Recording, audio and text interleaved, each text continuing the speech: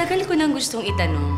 Alam mo ba na ang cyberbullying ay isang krimen? Merong kaso ng cyberbullying sa Pilipinas araw-araw. Mayroong tao na tulad ko at tulad mo. Na nakararanas ng lungkot, takot at depresyon. Mahirap yung pakiramdam na wala kang magawa kahit sobrang sakit na. Pero ikaw, may magagawa ka. Stop the pain now. Nasa iyo ang kapangyarihang itigil to. Before it happens to you. Before it happens to someone you love. Allow yourself to be this wonderful person. Who chooses heart over hate. Yung magpapalakas ng loob ng iba. Someone who celebrates everyone's uniqueness. Let your heart be your guide. Because hate will never ever win.